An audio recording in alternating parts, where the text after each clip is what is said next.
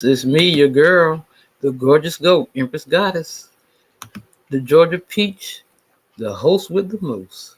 Let's get in there, my loves.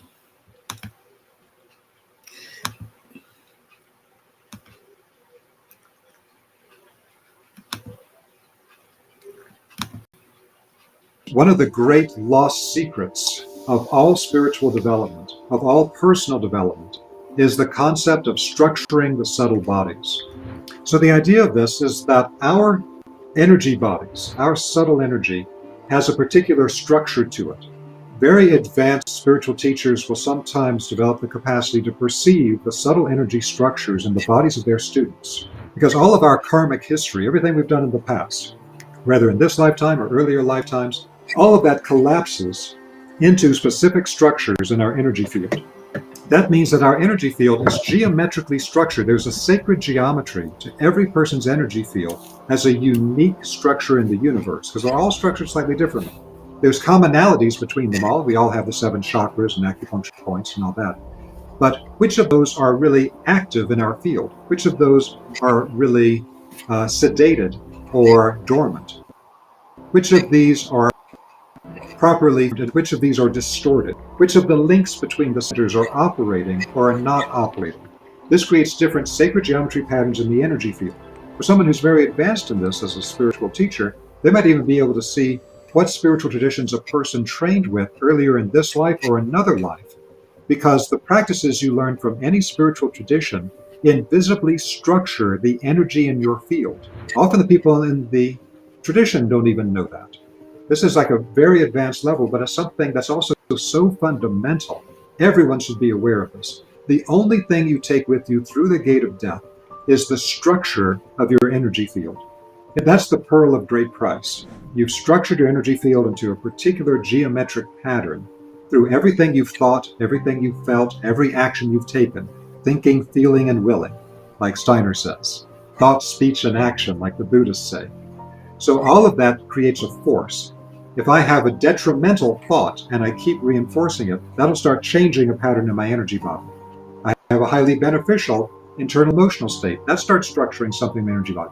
Every single action we take, including thoughts and feelings, structures our energy field through repetition. And that is the most important thing that we need to be aware of.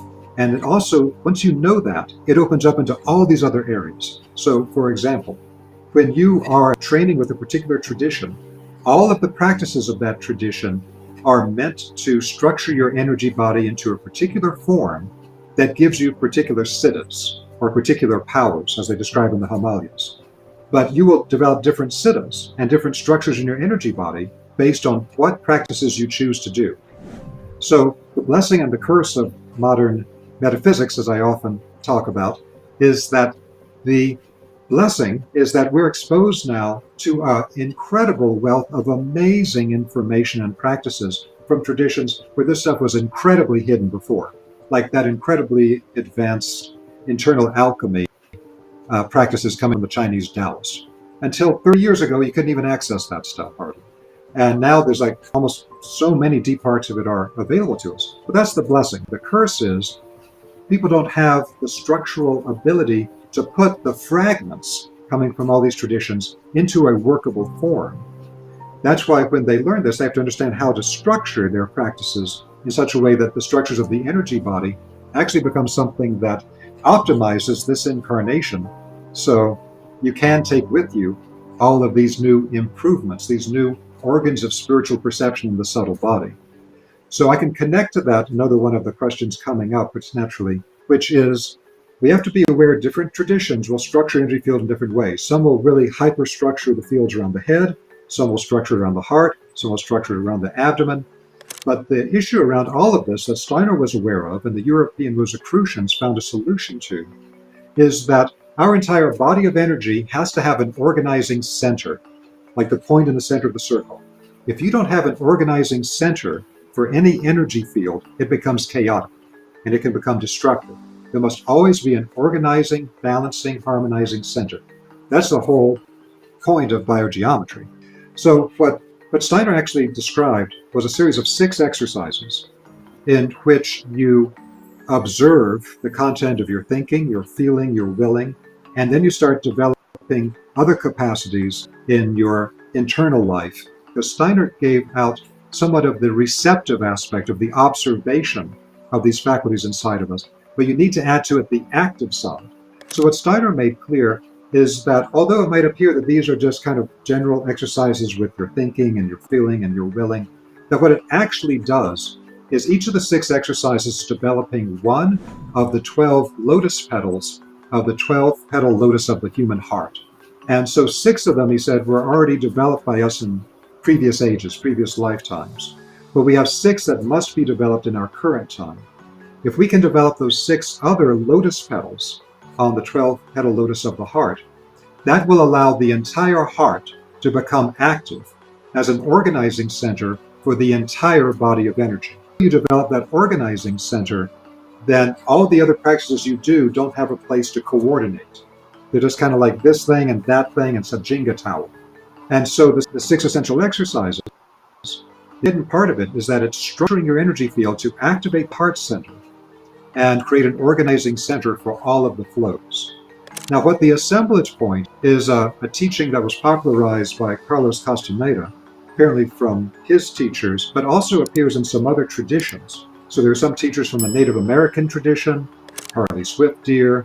There are some other people that teach this sort of thing. But the basic idea of it is it's talking about the straight line energy axis that the human heart, we know it's a chakra, and some people aren't aware that that chakra is actually front and back. There's a front chakra and a back chakra. And it comes together at a nodal point in the center, where the chakra in the center of the body is actually on that string of the central axis from the crown to the perineum we talked about before. That central axis in the center of the body is the key that holds together all of the chakras on a front to back axis. And so what the assemblage point is a line of energy that runs through the heart, front and back.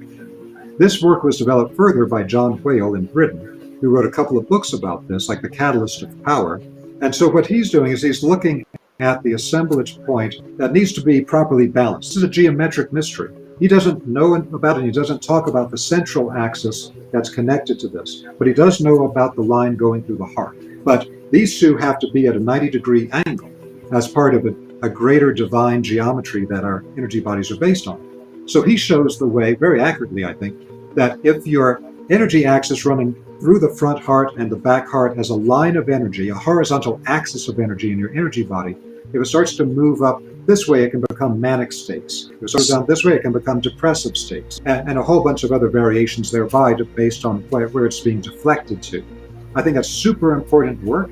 It helps to show the power of where these energies in the structure of the human energy field that we've been talking about, how powerful they are in affecting our thoughts and our feelings and our ability to even incarnate fully. But the thing about it is that we should be aware that they're focusing on the assemblage point that's running as a horizontal axis of energy through the front heart chakra. And that's very important because, like Steiner talked about, the heart chakra is the balancing center. And so that's like a key place that has to be activated first to organize everything else in your energy field. But what they don't tend to talk about is that that same assemblage point axis is present on all the chakras. You could actually look at the crown perineum axis as an assemblage point, but one that's vertical, and the most important one running through the center of your body. But there's another one at the third eye center, there's another one at the throat, there's another one at the solar plexus. There's a series of these, and if any of those get displaced, and usually they're all over the place, then just like at the heart, it can create manic or depressive states, etc., the way John Whale's books like Catalyst of Power describe. If these other energy axes at the other chakras are off, it'll create other types of distortions and problems in those fields as well. When I constructed the Gaia TV series on sacred geometry, one of the first episodes, I give a practice based on the cubical cross, because what is the physical world based on? It's based on a 3-axis cross. Every part of it is at 90 degrees to the other. So if you hold your fingers like this, like in electrical engineering, it shows you the 3 axes of space. And so it's front, back, side to side, top down. That becomes the framework for constructing a physical body in a 3-dimensional world. In the West, just like they have the yugas in India, they have 7 archangelic ages. Currently in an age of Archangel Michael. Michael is considered to be the highest of the archangels in the Western system. In this Michaelic age, we have to accomplish a particular thing. And if we ever fail to accomplish the spirit of that age, what the point of that age is, the zeitgeist, things will go straight to hell. It's going to go catastrophic. So the spirit of this age is for the Michaelic influence, for what Steiner calls the cosmic intelligence. He describes Michael as being the regent of the cosmic intelligence. Michael understands how the universal gnosis, the universal knowledge, broke up and was scattered across the surface of the earth, where some pieces of knowledge went to the Himalayas, some pieces went to China and the Taoists, some pieces went to Egypt, some pieces went to South America, etc. So this Michaelic age, the meaning of it is for us to be able to unify the wisdom knowledge from all these traditions into a new unified spiritual science. When Steiner gave out this incredible range of deep esoteric knowledge that had never been made public before in the early 1900s, it was really an encyclopedia of previously hidden spiritual information that if you were to collect all of his lectures and written books together, it's over 350 volumes. In his private initiation circles, he said, the information I'm giving out now is not actually for us right now. It's for the people at the turn of the century. At the turn of the century, they're going to have some of the most difficult situations that have ever existed on the planet, and they're going to be extremely difficult to figure out. To be able to differentiate the Christic from the Luciferic, from the Ahrimanic forces, will be extremely difficult even for advanced initiates. So he pointed out that it's that time at the turn of the century. This is referred to as the Michael or Michael prophecy around Steiner's work. He said there's be the greatest mass incarnation of human initiates in human history. They're all going to come at the same time at the end of the century. Turn of the century, around the year 2000 and immediately afterwards, that this big crunch is going to come, and all these great initiates are coming at the same time to incarnate on the earth at the same time. But now that's the good side of it. The bad side of it is they're all coming here because there's a huge challenge and danger at this time. Many traditions around the world amplify this point. We're put here not out of just some higher spiritual capriciousness, but we're in a world that they went through tremendous effort to create the world, and all the sacred geometry is all of the structural blueprints how they created the world and how they created the human energy field. And they gave us this fantastic physical organ so that we could self-aware in a way that we're not in the spiritual world when we're very young spirits. We need the eyes, ears, sense organs to begin to become self-aware. And then once we become self-aware, the next step is we have to do self-observation. All the traditions all over the world, you can't get anywhere without self-observation. And so that's what Gurdjieff refers to as self-remembering. It's the mindfulness of the Buddhists. And it's the foundation of the 6 essential exercises of Steiner that we talked about before, with the observation of your thoughts, the observations of feelings, the observation of your actions, and then consciously directing them to a higher level. Now, what you find when you do this is that you have all of this subconscious programming that is often dysfunctional, of stuff you just picked up from your environment or your family or God knows what, societal programming, that you say, this is actually not functional at all, this is very destructive. And first you just start observing it without trying to change it, and then you start consciously generating something of a higher level. This combination of being conscious of the receptivity of the influences at the third eye center, at the heart center, at the solar plexus, at the sex center, etc. That first act of observation makes you hyper-conscious of those areas. And then you can start consciously working with those energies and developing it further, tuning your thoughts, your emotions, your energetic body, in the structuring of the subtle body in the way that I spoke about before is one of these great concepts almost been forgotten today. But in working on any of these centers, just by putting your attention on it and observing what it's generating, with our thoughts, our feelings, our actions, whatever, you then start to actually activate these subtle organs of spiritual perception. Now, the master concept here is what Steiner kept referring to from the work of Goethe. That Goethe made an observation in his scientific work. He said that fish in very deep, dark levels of water, when they're brought up from those deep levels, they have no eyes. They have no eyes because there's no light to perceive. And this means that the light calls forth an eye out of our energy body to become a physical organ to perceive it. Light, no eyes. And the same thing is true spiritually, that the spiritual influences, thoughts, feelings, actions, energies of all kinds around us, if we put our attention on it, it'll start developing chakras, acupuncture points, other parts of our energy anatomy to become fully active, where they then become literally a new organ of spiritual perception that allows us to perceive the non-physical that is operating through and within the physical world all the time. And we have to do that. Because lots of times people just say, well, I don't know what's real, I don't know what's not, everyone's got a different opinion. I'll just wait till I die, then I guess I'll figure out, is there an afterlife? And I'm like, that's not a very functional opinion to have, because what you're ending up doing is taking no advantage whatsoever of your physical incarnation.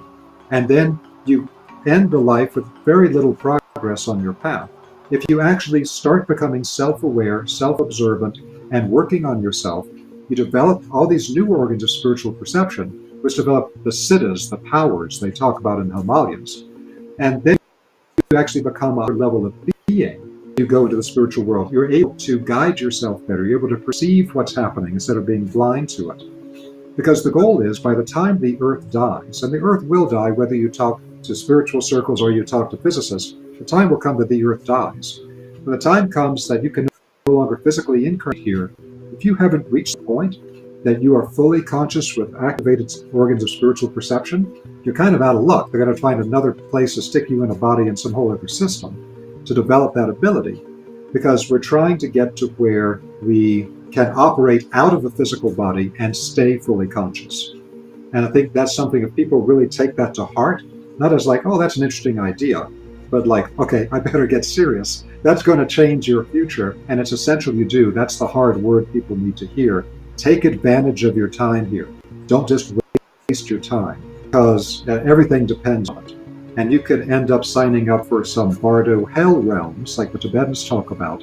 If you don't learn the patterns everything is based on, if you don't start observing yourself and changing yourself to a higher level, then like the Tibetans talk about, the place you get attracted to is going to be based on your own resonance, which could be a bardo hell realm that you don't want to go to. At the end of our process of earthly evolution, we are then free agents in the universe. Steiner refers to the human race as spirits of love and freedom.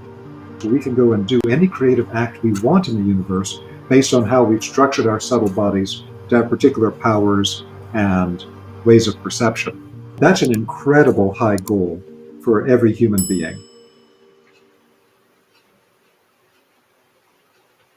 This is going to be important for us because when we pass through the gate of death, if we don't have some understanding for how spirit operates and we haven't developed any organs of spiritual perception, we're as deaf, dumb, and blind spiritually as Helen Keller was in the physical world.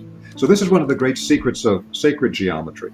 And that is the idea about, in modern physics, they had a complete revolution in physics based on the concept of wave and particle. And so before they thought, well, everything's a particle. We just keep going deeper and deeper into smaller and smaller matter, and there'll be a final indivisible little solid thing. That's what they thought in the 1800s, a little solid billiard ball of matter, and that's everything else forms from that. It's the materialistic dream. Well, that all got blown out in 1900 with the discovery of black body radiation and the quantum revolution in physics. And they said, oh, well, actually, we find out that there's both a wave and a particle. And particles, physical matter, get formed by the collapse of the wave. That's literally what they call the collapse of the function in modern physics. This means that our energy body is the wave, and it actually collapses or crystallizes all the forms in the physical body. Today, we analyze that in terms of things like stem cells and things like that. But the stem cells are just another part of the particle system. And what's really behind it is the wave, the outline of the human body that gets filled up with matter. And so the central axis in the body exists as an energy circuit in the body before the physical body ever forms. And the physical body forms around that central axis of energy. So it's not a physical structure in the body, it's an energetic structure. Now, what happened when we began to develop modern metaphysics, again with the advent of the Theosophical Society, which became the template for the modern New Age movement and modern metaphysics, is that they began to get bits and pieces of knowledge from different traditions. And we have to be aware that there's hidden secret knowledge in the Himalayas. There's hidden secret knowledge for the Chinese Taoists. There's a lot of hidden secret knowledge. For the ancient Egyptians, the Egyptians say their mysteries were never betrayed. That means the real stuff that we knew and taught never got out to the public. Y'all never learned what we were really doing. And so they get little pieces of knowledge. So one of those things was they found about the Sushumna channel in yoga. But Sushumna, writ large, is really an interior channel along the spine that helps to move the energy up. That's very similar to what's called the governing vessel in Chinese medicine. It's quite similar, but there are some slight different structures because in reality, there is on the inside of the spine toward the center of the body, but not in the axial center, but along the interior of the spine, there's a channel of energy. There's another channel of energy that runs inside the spine. There's another one that runs, although not this one, on the outside of the spine going up. There are the channels running up both sides of the spine, the Ida and Pingala channels like you were talking about. And those channels don't only run up straight, they actually cross over, creating a caduceus pattern going up like you see in some of the Indian and Nepalese illustration. All of this is connected to the energetic structures of the body that the physical matter forms around. And so what happened is that many traditions considered the absolute center channel of the body, which referred to today in Taoist yoga as the thrusting channel or the Tai Chi pole, and had some other names in ancient Chinese. And then some of the knowledge coming from India. And in some of the Indian traditions, we have to be aware the Indian tradition, just like the Taoist tradition, was not one unified tradition where everybody did the same thing. It's the whole concept of Hinduism is a name for the conglomerate of a whole bunch of different sects and groups that teach things a different way, develop their energy body in different ways, but with similar core concepts of chakras and nadis, etc. Same thing for the Taoists. They have the same core concepts of the energy body, but they develop the energy body differently based on those concepts. So it's considered to be very secret that there's an energy channel running from the crown to the perineum, and that's the core energy channel of the body that interacts with, but is separate from the energy channels running on the four sides of the spine and crisscrossing on it.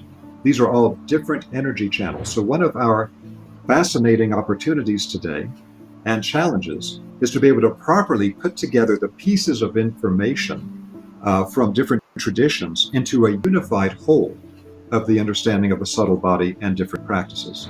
So if you go to any classical ancient spiritual tradition, they understood there are different levels of structure, different levels of manifestation, from the high divine level where you're connected with the one being of all things and all beings together as a unity. And then you go down to these multiple levels, given different names and different traditions, all the way down to the physical plane. And we need to understand that the electromagnetic is actually below the physical plane. It's not life energy, it's not above the physical, it's actually below. But the whole idea here is that there's a pattern behind everything. And so one of the things I describe in the Gaia series is that the ancient traditions are almost all uniform in saying where all physical structure comes from is a thought form in the mind of God, from that original unity field.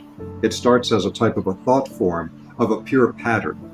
Then that pattern manifests in the spiritual tradition as archetypal spiritual beings, conscious spiritual beings as real as you and I, more real in some ways, much more advanced, that are an actual crystallization into conscious beingness of certain patterns and certain powers and certain functions.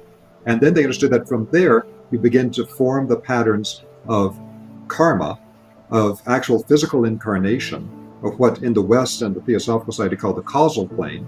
Then you come down to the forming of the structures of how we understand things conceptually at the mental plane. Then it comes down to how it forms the structures of our emotional body, which is what really drives most of our behavior. And then it comes down to that wave talked about in physics of the etheric body, the chi, ki, prana level of vital life force. And that's a pure energy structure that then gives the structure that the physical matter then condenses or crystallizes around to create the physical body. And then when those life energy forces are used up constructing the physical body, they decay below the speed of light and they become the electromagnetic spectrum.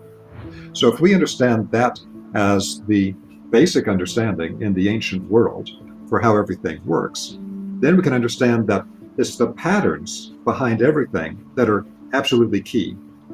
So we have to understand, as we grow up from a child to an adult, taking care of ourselves instead of somebody else taking care of us, that process of maturation in every lifetime is a type of microcosmic playing out in a single lifetime of what happens to us as a spiritual being across multiple lifetimes. We start not knowing anything, being very ignorant, and higher spiritual beings have to guide us and teach us. And then we incarnate in a physical body. We go through a whole series of those things. So our physical lifetime tends to be a microcosmic representation of the same pattern of the multiple lifetime journey. And this happens all over the place. Today we call it fractals, that this particular pattern exists on all scales of development. And so I show, for example, in the Gaia series, that something like the torus pattern. If you get a sphere, which is the primary form for holding consciousness and energy together, if you get a sphere, which is a holding form, and you open it up at the top and bottom so energy can flow through it, like an hourglass shape in the center, and then flow around the outside and then back to the center and back around the outside, that's a torus. An apple is based on a torus. You see it, how it's indented at the top and the bottom. And then the core of it with the seeds is right in the center line, the same as our central channel in the body. Once you start to perceive these patterns, you see how everything is connected, and it's the same basic patterns that rule everything. And so I show in the Gaia series that the torus exists from the subatomic level. We have photographs of toroidal structures subatomically up to galactic levels that have toroidal structures. So this is the idea of scale invariance, that regardless of how big or small the scale is, the same pattern is the key pattern to create the energy flow. But the same thing is true for us emotionally, and all of us, I think, had the experience where we grow up and we have these tremendous yearnings, emotional yearnings. Where's our missing half? Where's the person we're going to unify with? Where's all of my romantic aspirations I was taught to have as a young child, taking in media about that perfect partner I would have that would make my life complete? And we had that emotional yearning, and then through the school of hard knocks, with some relationships that maybe didn't work out well and we were very naive in, and we got knocked around, we began to say, oh, I better figure this out. And then we begin to see patterns. I have certain patterns of behavior I didn't know that screw up my relationships. I see dysfunctional patterns in other people, and maybe I can handle that in this person, but I don't want to deal with it in this person. It's just too dysfunctional. So we start seeing those patterns at the emotional level. Same thing at the mental level. How do I put my life together? How do I divide my time in the day? What's important and not important to me? Everything has a pattern on every level. And once you begin to understand these patterns, the same thing is true on the spiritual levels. There are patterns to how spiritual beings work and operate. And this is going to be important for us because when we pass through the gate of death, if we don't have some understanding for how spirit operates and we haven't developed any organs of spiritual perception, we're as deaf, dumb, and blind spiritually as Helen Keller was in the physical world, where she had to be guided around everywhere. And that's why you see these pictures in the old Egyptian tradition, like from the Papyrus of Ani, which we know as the Egyptian Book of the Dead, and is better called the Book of Coming Forth into Light. That in that you see Ani, who's the initiate being trained, he's like bent over, hunched over, and he's got this greater being holding his hand and guiding him through these worlds that he's not able to navigate through or understand himself yet. That's what happens to every human being. Our goal is to develop to where we understand the patterns. You have a healthy body once you understand the patterns that make a healthy body. Until then, you're a victim of unhealthy patterns and not knowing what the patterns are. Same thing with your energy body. They have strong, vital force. You have to understand what the principles are for feeding that, both through the food we take in, through breathing practices, exercise, a whole variety of things. The emotional body being healthy, and you actually have a life that's emotionally full and fun and joyous, rather than a constant misery. Mental life, knowing how to control your own mind, so your mind doesn't destroy your life, but your mind becomes a superpower. All these things are based on the knowledge of pattern. The key of everything is that, and all classical traditions agree on this, that everything came from a unity, the one. Now, in modern materialistic physics, they describe that state of unity, the one, where there is no polarity, there is no duality, everything is unified. They refer to this as the singularity. That singularity, according to physics, that unified state, which they don't understand anything about, they admit, is the source of all creation, because that unity, the one, split into polarity, the two. And then our whole world is based on polarity, positive and negative charges, with the electron and the proton, positive and negative charges in electricity and magnetism, the yin-yang and the male-female, the opposites attract and the same repel. That's a universal principle that you'll see anytime you get a bar magnet, try to put the two similar poles together. They repel each other. You can feel something feels like a gelatinous force field pushing them apart. And you get the two opposite poles, and you can't keep them apart. They want to be together. So what polarity does is it allows things to be separate, but energetically moving with each other, energetically affecting each other. That allows evolution. That allows dynamic development by being in a polarized world. Evolution as a spiritual being is only possible in a polarized world, in the school of hard knocks, here on the physical plane. And that's why we're sent here to a polarized world. Otherwise, we often, when we're suffering in the physical world, say, I just want to be back, in that blissful unity state that I came from, that we subconsciously know exists, we subconsciously yearn for, and then sometimes dysfunctionally try to attain through things like opiates or things that put us in that state but destroy our physical lives. But we have a subconscious yearning for it, and that yearning can sometimes be addictive. We have to understand the reason for being here on the physical plane, or for actually having the internal fortitude to grapple with the polarized world, where we may suffer and we may not get what we want, but it's part of developing to a higher level than we were before. So everything is polarized, everything is split here. The ancient knowledge of energy science from the old traditions got lost. It was reclaimed to begin with by French researchers in the early 1900s. And then Egyptian biogeometry with Dr. Karim was built on top of that. When I first began to train with Dr. Karim in the early 2000s, he said, what we're doing in biogeometry energetically is built on the discovery of the French researchers in the early 1900s that nobody seems to know about anymore, even in metaphysical circles. Almost nobody knows this even exists. But what actually happened was that, and this is not a conspiracy theory, this is based on books written by the participants in the early 1900s in French. What actually happened was that the Jesuit order within the Catholic Church went around the world collecting esoteric information and bringing it back to the Vatican Library. That's simply a historical fact. And one thing they did with that knowledge is they were very interested in Egypt, and they really tried to cultivate Egyptian knowledge. Somehow, putting this stuff together, they were able to develop in their own circles an understanding of what we call radiesthesia.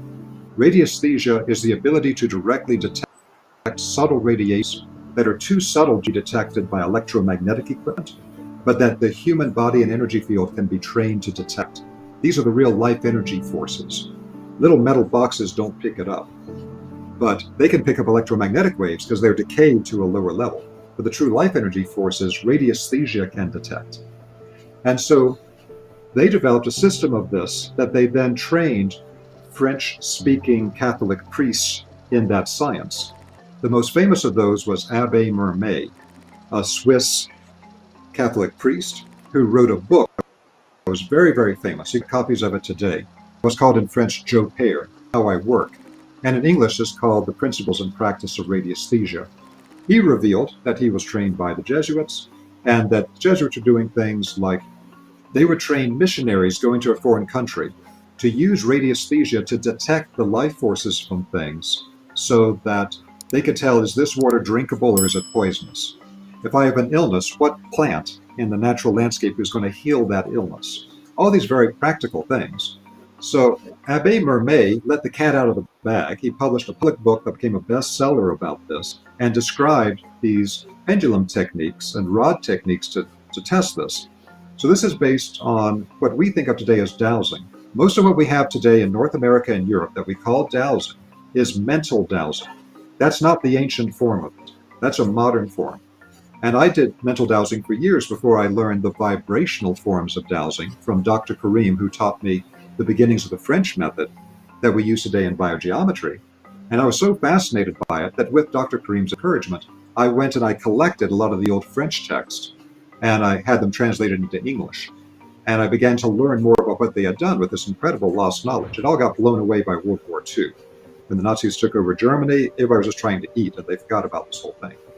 So the French had discovered the keys to this old energy science. So with this, you're using, like, let's say, an Abbé Mermet system using a pendulum. And it's not mental dowsing. In mental dowsing, you would ask a question and you would program the pendulum to move a certain way to give you like a yes or no answer. That's not at all what we're talking about here. This ancient method is to use things like pendulums, and they found all kinds of specific pendulums in archaeological digs in Egypt. Thousands and thousands of these things in the Valley of the Kings and elsewhere that are now in museums all over the world that are actually energetic vibrational pendulums used for radiesthesia 5,000 years ago. What Abbé Mermet did in giving out the knowledge to the public is people who had nothing to do with the Catholic Church, weren't that spiritually oriented to begin with, people who were scientists, people like Louis Turin, who was a radio wave engineer in France in the early 1900s, who taught at the Sorbonne. He taught the French military radio wave technology.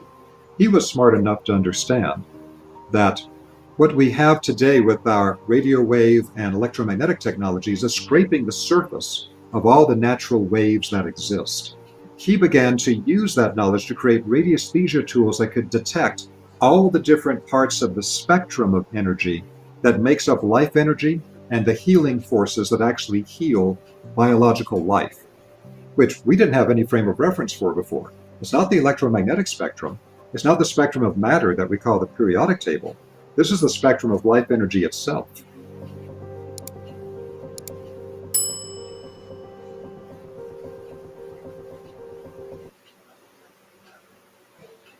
Every 29 and a half days, when the moon is in the sign of the zodiac that the sun was in at the birth of the native, there is a seed, a psychophysical germ, born in the or out of the solar plexus, also known as the manger.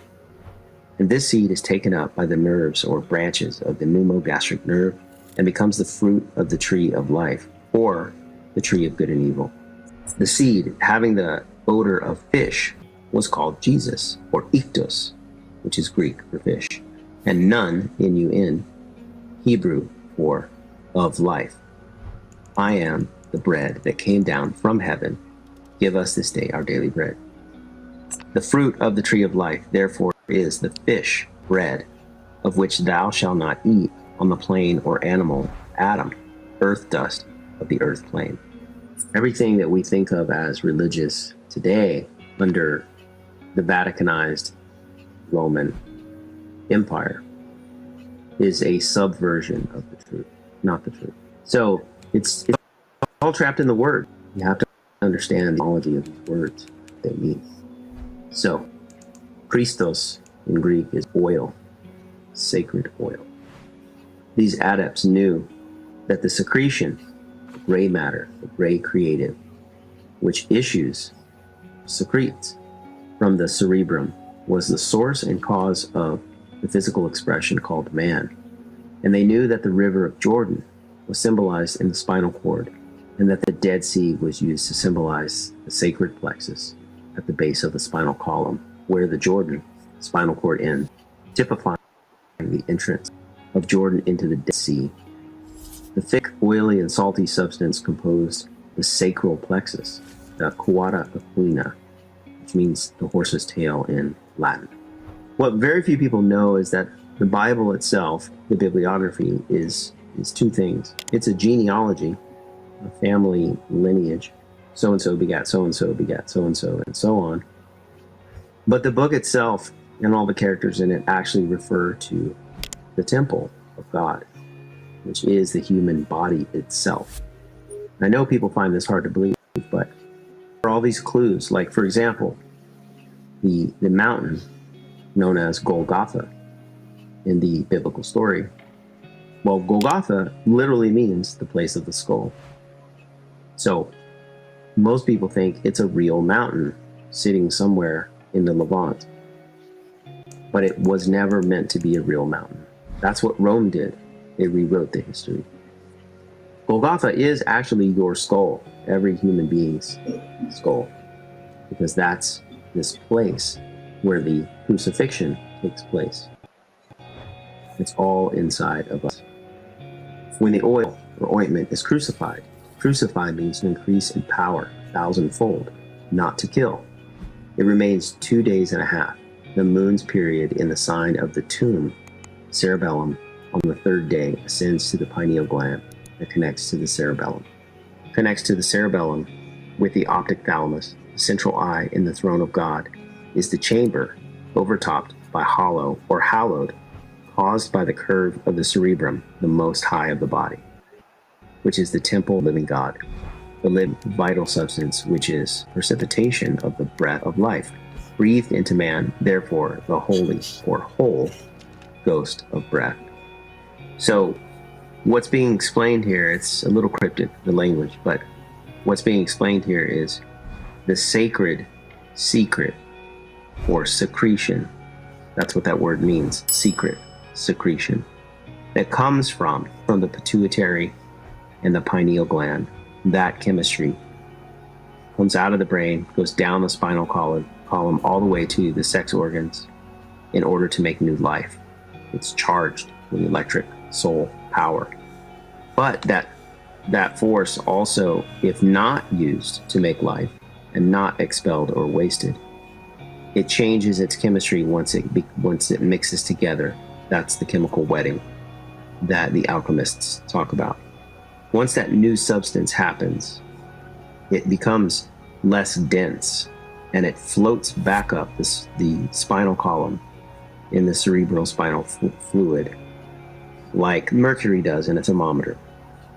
And it rests in the nave, in the gland known as solar plexus. And it charges itself there based on the way you live. And the way you treat your body, the way you eat and drink and sleep and exercise, and it rests there for 2.5 days. Now that 2.5 days is significant because it's the time each month that the moon is in the sign in which you were born under, your sun sign. So whatever month you're born under, January, February, March, that's the month, that's your sun sign. And the moon goes every 30 days, actually every 28 days, or sometimes 29, just like the female cycle. It goes through each stage in the sky of the sun sign. So every month, every person has 2.5 days where the moon is in their sun sign. And that particular moment, that type of light is a cycle that started at your birth. And your body knows when that is. You might not know, but your conscious body knows. And it takes an electrical charge from a combination of the sun and the moon's electromagnetic energy and charges this up while it's in your solar plexus. That's why it's called your solar plexus. Ever wonder that? Interesting how every doctor around the world, no matter what culture you come from, points to this weird spot where your rib cage comes together in the center of your body, and they say, oh yeah, that's the solar plexus. But no one ever asks why it's called. The pineal gland is the pinnacle of the temple, the modus operandi in which the oil of the spinal cord reaches the pineal gland and is described in what follows. There is no name under heaven whereby you may be saved except Jesus Christed, or christened, and then crucified. The correct rendering of the text in Greek. Every 29.5 days, when the moon is in the sign of the zodiac that the sun was in at the birth of the native, there is a seed, a psychophysical germ, born in the or out of the solar plexus, also known as the manger.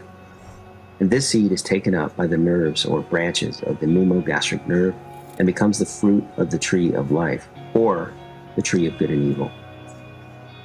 Good, if saved and cast upon the waters, circulation to reach the pineal gland, and it's known as evil if eaten or consumed in sexual expression on the physical plane, or by alcoholic drinks or gluttony that causes fermentation or acid and even alcohol in the intestinal tract. Thus, in quotes, no drunkard can inherit the kingdom of heaven. Or acids and alcohol cut or chemically split the oil that unites with the mineral salts in the body and thus produces the monthly seed. So that's what he's saying, is that this oil is, it's special because it's electrically charged. And it also is special because it has the ability to make new life, and your body created it. But it's also very, it's fragile based on the way you treat your body.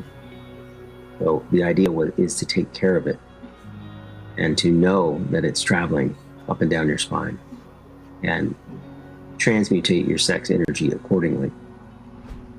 Now, he's not talking about celibacy. He's talking about knowing the body and using that energy at the right time for the right things. The seed, having the odor of fish, was called Jesus, or iktos, which is Greek for fish, and nun, N-U-N, Hebrew for of life. I am the bread that came down from heaven. Give us this day our daily bread. The fruit of the tree of life, therefore, is the fish bread, of which thou shalt not eat on the plain or animal, Adam, earth dust of the earth plane. Adam, the word Adam often in Hebrew text means red earth or earth dust. But to him that overcometh will I give to eat the fruit of the tree of life, because he saved it, and it returned to him in the cerebellum, and the home of the spiritual man, the ego. The cerebellum is heart-shaped, and it is called the heart in Greek, thus, in quotes, as a man thinketh in his heart, so is he. So, another little thing, another side. The tree of or tree of life, whatever you want to call it, is not a physical place.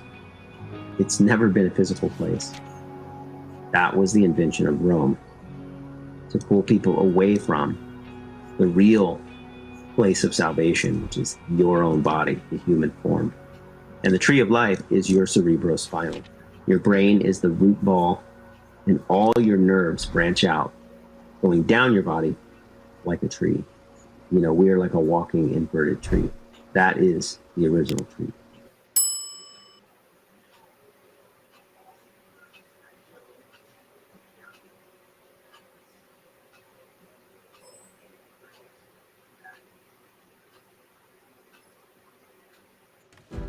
The day science begins to study non-physical phenomenon, it will make more progress in 1 decade than in all the previous centuries of its existence. Nikola Tesla. Nikola Tesla was a forward-thinking scientist with groundbreaking ideas on energy and technology. He was a futurist, a man who lived far ahead of his time. His work had a significant impact on the modern world, with 80% of the inventions we use today, such as mobile phones and X-ray machines, having roots in his research. Tesla believed that it was possible to harness the energy trapped between the Earth and its upper atmosphere and transform it into electricity. He even designed a world power system, a way to broadcast electrical energy wirelessly to everyone on the planet. Unfortunately, he never got the chance to fully realize this dream, but his vision of providing free energy to the world lives on to this day. But did you know that an ancient civilization may have also had a similar concept? The Great Pyramid of Giza, a structure that has stood for thousands of years as the tallest man-made structure on Earth, is believed by some experts to be a power plant that creates wireless energy. The materials used in its construction, its design, and various features all seem to support this theory. In this video, we'll explore this fascinating idea and how it may be connected to Tesla's own vision of a world powered by clean energy.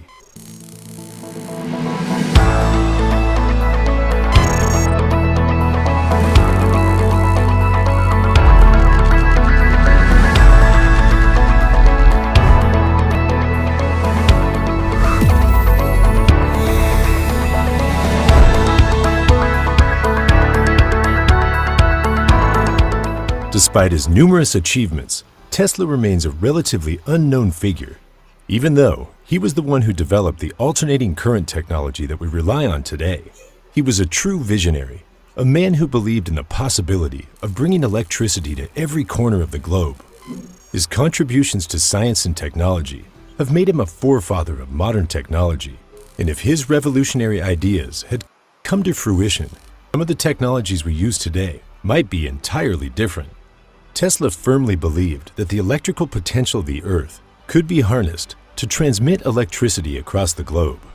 In 1905, he filed a patent titled The Art of Transmitting Electrical Energy Throughout the Natural Medium, which included designs for worldwide generators that could bring electricity to even the most remote parts of the planet. According to Tesla, the ionosphere, a layer of Earth's atmosphere, was filled with electrical energy that could easily be converted for human use. He saw the Earth itself as a giant electrical generator spinning around two magnetic poles and believed that an endless supply of energy could be extracted from the planet using the right technology. To tap into this energy, Tesla proposed a device with a triangular shape similar to a pyramid. This device, known as the electromagnetic pyramid, was intended to harness the Earth's energy. Tesla also built two facilities, the Tesla Experimental Station in Colorado Springs and the Wardenclyffe Tower in Long Island, to further his research in this area. It's said that these facilities were positioned according to the laws used by the ancient Egyptians to build the pyramids of Giza. Located point between the Earth's elliptic orbit and the equator, the design of these towers was intended for the wireless transmission of energy. But Tesla's fascination with pyramids didn't stop there. Let's delve deeper into the connection between Tesla and those ancient structures as we explore how his interest in pyramids ties in with his work in electricity.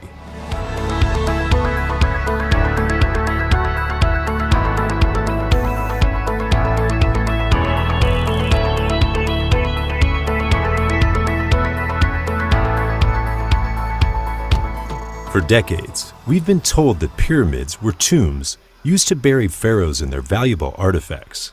But did you know that the Great Pyramid of Giza lacks usual artifacts, hieroglyphs, and elaborate wall art found in other pyramids? Mainstream Egyptologists claim that the granite sarcophagus in the king's chamber of the pyramid once held Pharaoh Khufu's mummy. However, testing has shown that this sarcophagus doesn't contain any chemical evidence of a buried body. So if the Great Pyramid wasn't a tomb, what was its original purpose? Some theories suggest that the Great Pyramid was actually a kind of power plant. Edward J. Kunkel was one of the first to propose this theory in his 1973 book, Pharaoh's Pump. He described how the Giza Pyramid functioned like a hydraulic ram pump.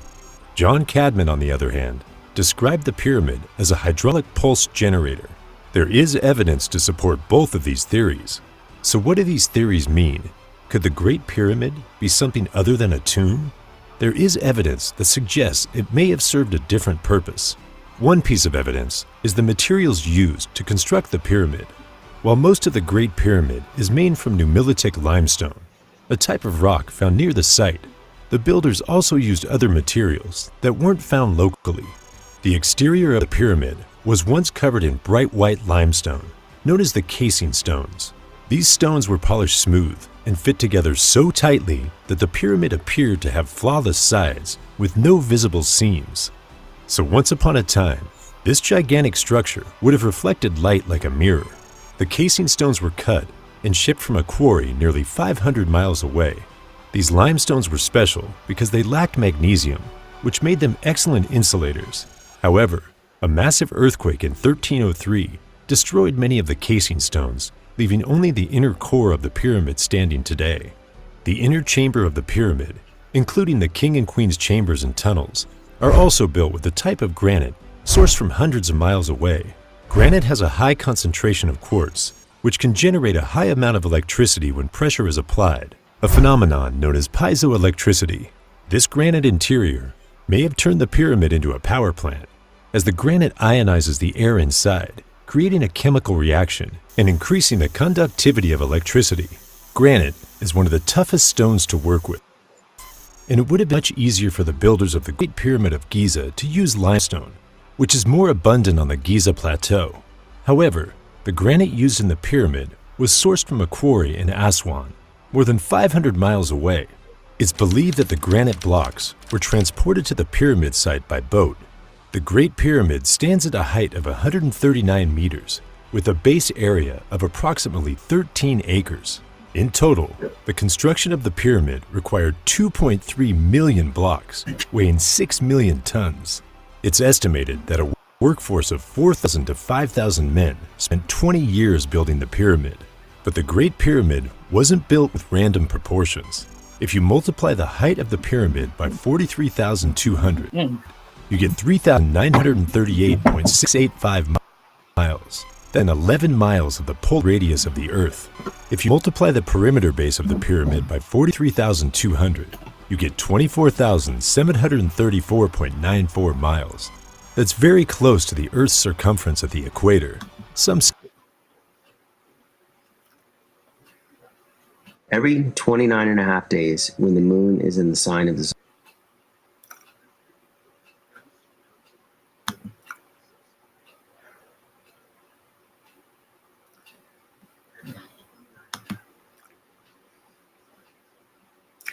All right, family. Let me see. I'll get a couple of readings in here now, I reckon.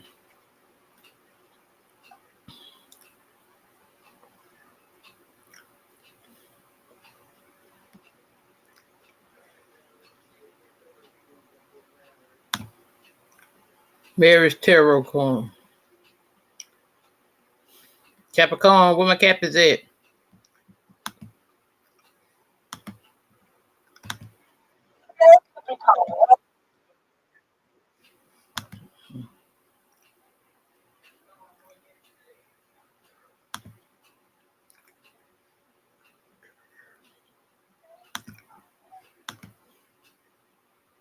What messages will show up for you? Capricorn, this is a collective message for your sign. Sun, Moon, Rising, Venus, and Ten of Notes. So please take what resonates and how it resonates for your overall situation. Let's see, Capricorn.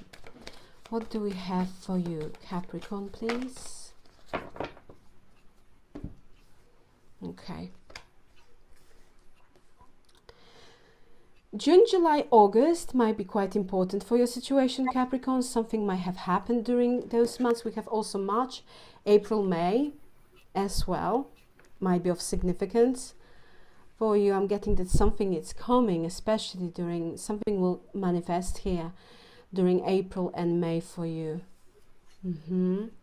Well, I can tell you here one thing, Capricorn, is that someone here wants your forgiveness, okay?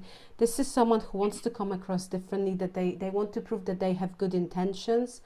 They want to release some sort of kind of form of negativity that might occur between the two of you. And they want to kind of extend their olive branch. They want to say sorry, or they just want to make amends. They want to be in touch with you. This is someone who wants to be in touch with you. They are lonely. They are sad. This is someone who has regrets.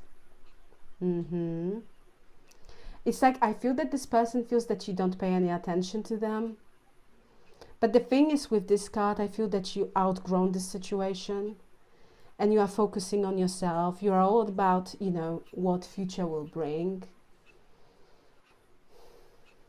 But especially with this spring card, I feel this is someone here who wants to prove that they've changed, that they went through some sort of transformation. And it's like they want to come back around in order to be given another chance. I'm not particularly sure that you are interested in this. We'll see.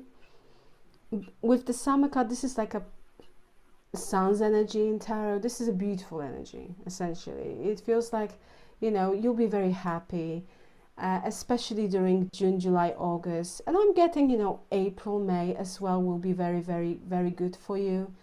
In general, I'm seeing here you being getting some sort of personal satisfaction, spending time with people that you truly like, and being happy, just happy, enjoying time. So that's very, very lovely. We have card of social media. I'm getting quite strongly that this is someone here who is, if you have social media, of course, this is someone here who might be following your activity on social media, watching your stories, you know, trying to figure out what's going on in your life. They might be posting a lot as well. in order to get your attention. Let's see, Capricorn. Show me what's going on, please, for Capricorn. Two of Wands.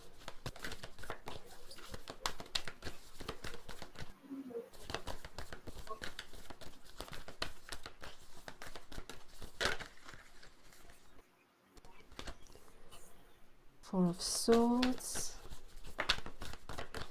Let's see, Capricorn. Four of Wands.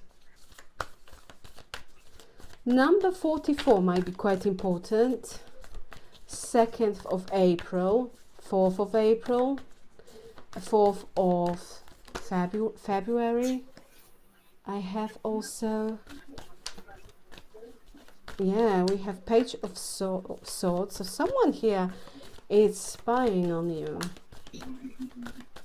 There is no contact situation with this person. 9 of Wands, because you don't trust them. King of Swords.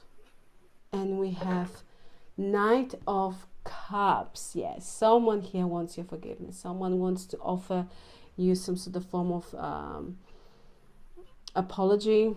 They want to apologize with this Knight of Cups. Prince Alex is here. Yeah. In this card. On this card. Sorry, prepositions are so difficult in English. Okay, so we have the 2 of Wands to the 4 of Swords and the 4 of Wands.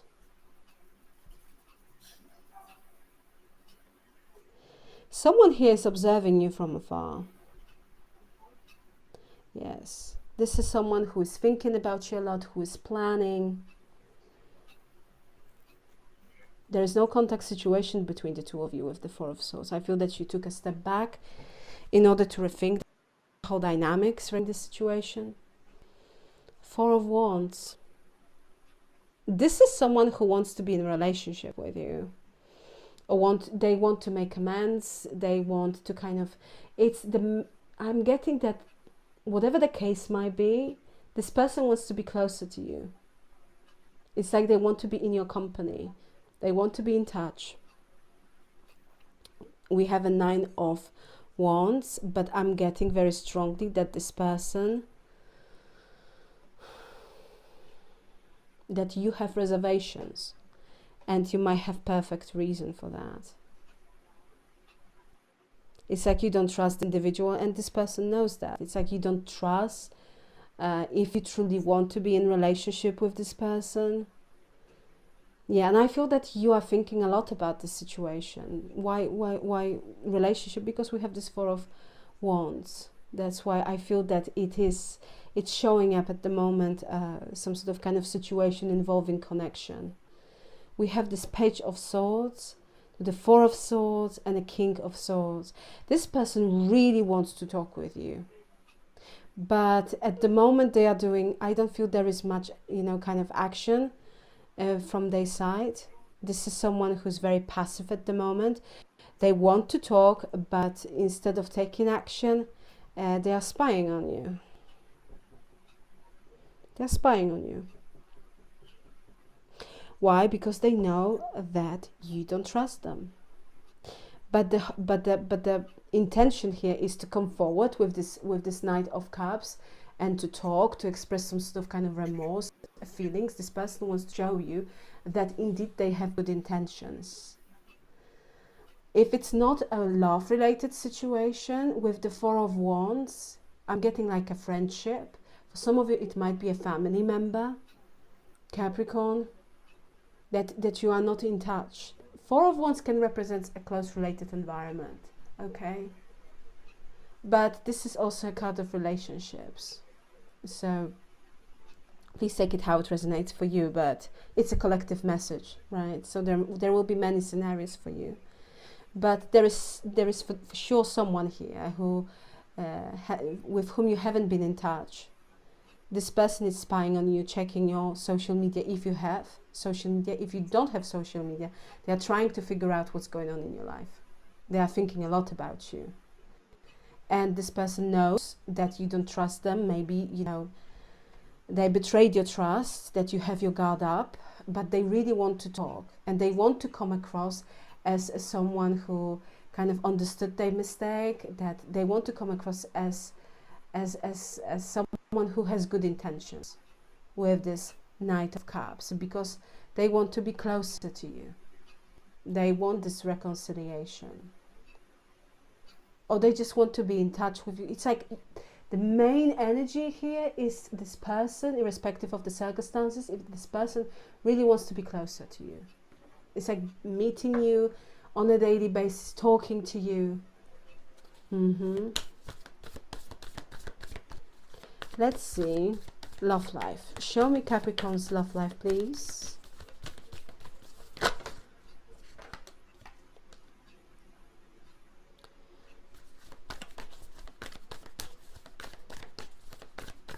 That Knight of Cups is showing up. Wow.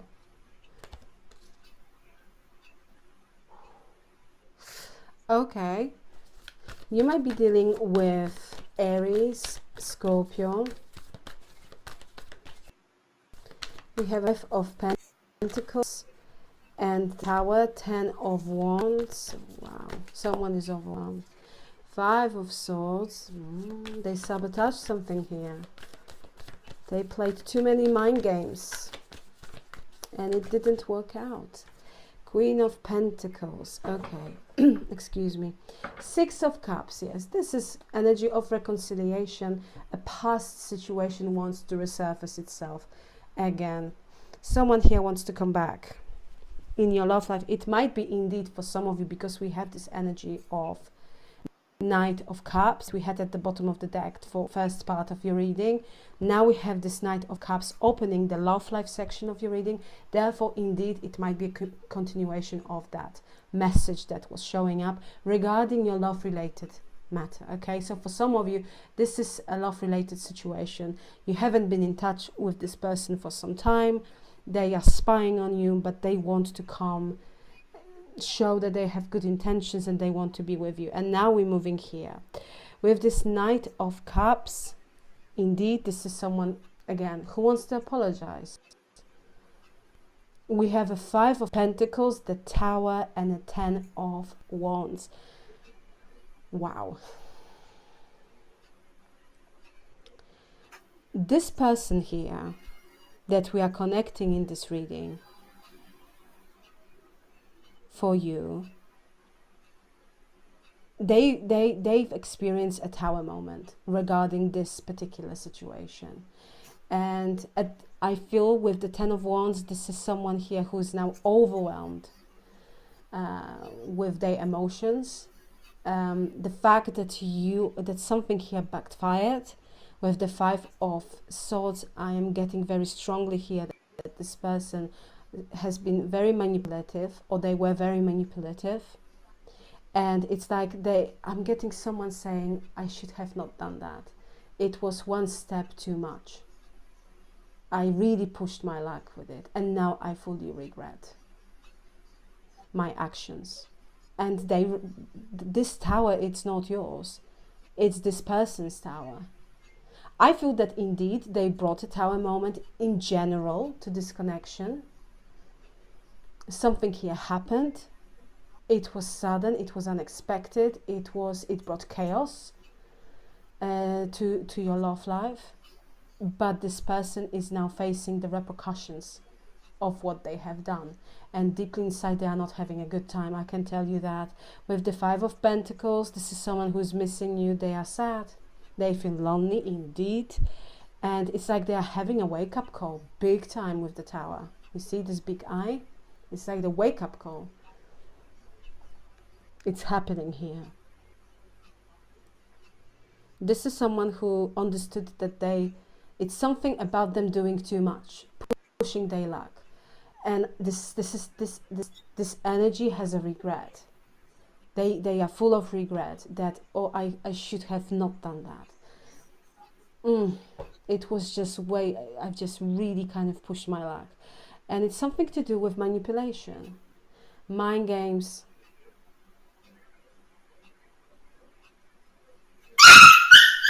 them being not fully transparent, lies, or them wanting to win an argument by all cost. Because I can see here that you might be dealing with someone who's been very, or who is very argumentative, and it's like, just, and you might feel, oh, just let it go, and they can't, and it's just like, oh, it's tiring, right? 10 of Wands, oh my gosh, it's so draining. Just let it go, would you please? And this person wasn't able to do that, and I feel that it just, you had enough. This person was lying. I feel that you dealt here with someone who lied and who wasn't fully transparent. Now they want to come with, with the Queen of Pentacles energy, but it is also, I feel that at the time, this is someone who took your kindness for weakness. It's like they kind of refuse to see your worth, for some of, with the Five of Pentacles and Queen of Pentacles, and now they're realizing that they made a huge mistake.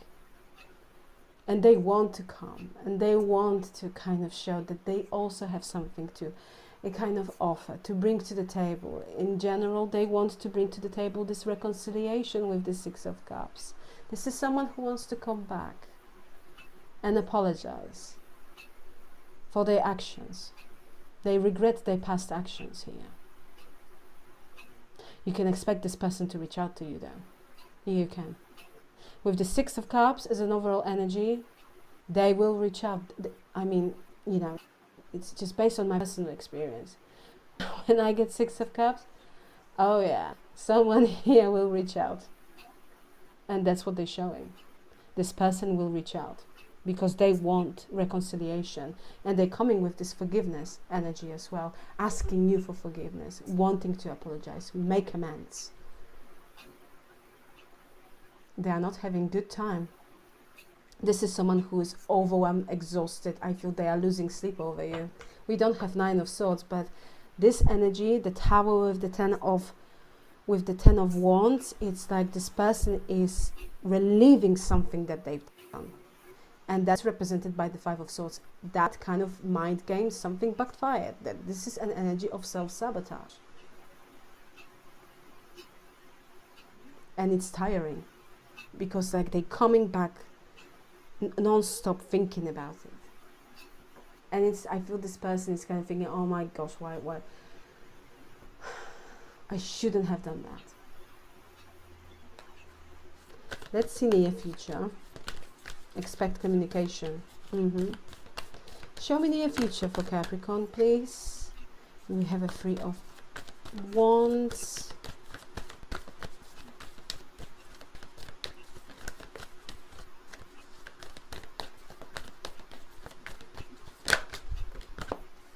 We have the Sun. Beautiful. You might be dealing with Leo. Ace of Swords and King of Wands. A very nice conversation is coming through. We have a Six of Wands at the bottom of the deck. Something here in the near future will make you very, very happy. We have a Three of Wands with the Sun. It's like with the Ace of Swords. I feel that there will be a conversation, quite important conversation, and you will. I'm getting with a masculine energy, okay, and it can be Sagittarius, Leo, Aries, but I'm getting very constructive communication that will kind of bring clarity about a specific situation, but this situation involves you kind of taking something forward, seeing expansion and growth regarding specific matter, okay? Because Three of Wands, it's all about expansion, growth, and you kind of Also, this is an energy of waiting for the best opportunity that you can see on the horizon, because I feel that you can see that, you know, yeah, there is this thing, I can see potential, I just need to maybe a little bit wait. But with the sun, and we have the sun energy here as well, right? And that's what I'm getting. Some sort of communication, conversation here will bring clarity, something will come to light, and it will make you feel very, very happy. It's like you'll get reassurance that whatever you're focusing on, the goal of yours, indeed, there will be an opportunity, a possibility to kind of to achieve it, essentially. And with the Six of Wands, which is a card of success and achievement, you can expect a very positive outcome with regards to this situation. So for some of you, for instance, if you are waiting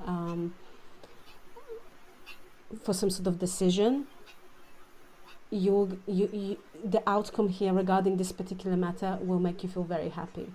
I mean, really, really happy.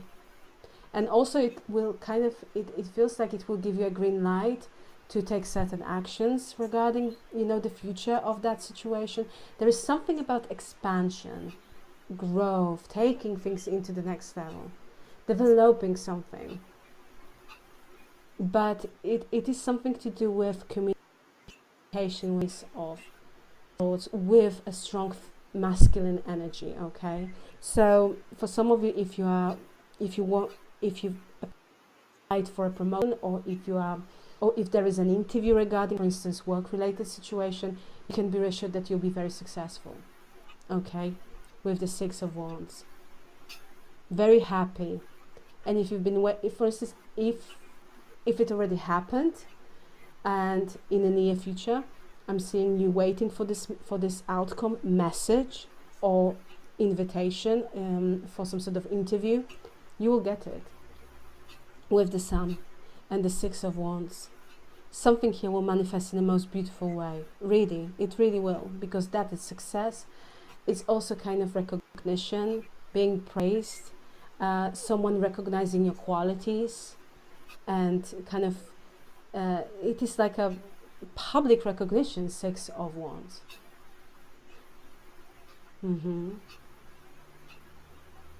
So something here in the near future looks really, really promising, and you'll be very, very happy. Very happy. There is something about you getting clarity about a certain matter, and then, you know, taking from there. But overall, you can expect a very positive conversation with a very positive outcome.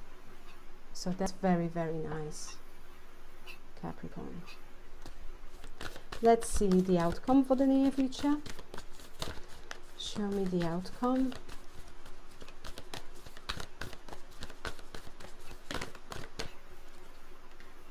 We have a Four of Pentacles.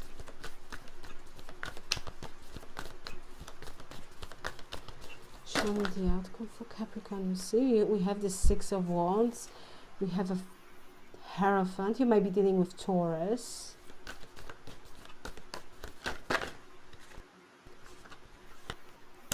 We have Ten of Swords. We have a Three of Pentacles here. And at the bottom of the deck, we have a Seven of Cups. Choices. You'll be presented with many choices that at the end, I feel it might feel that you need to, that you might feel that you need to make a decision. That card represents choices in love and choices in general regarding many areas of your life. Yeah, there is a specific, for some of you, it's like I feel that maybe for some of you, you've been thinking about changing your current place of work because you just don't feel comfortable there, and you started to apply for a job.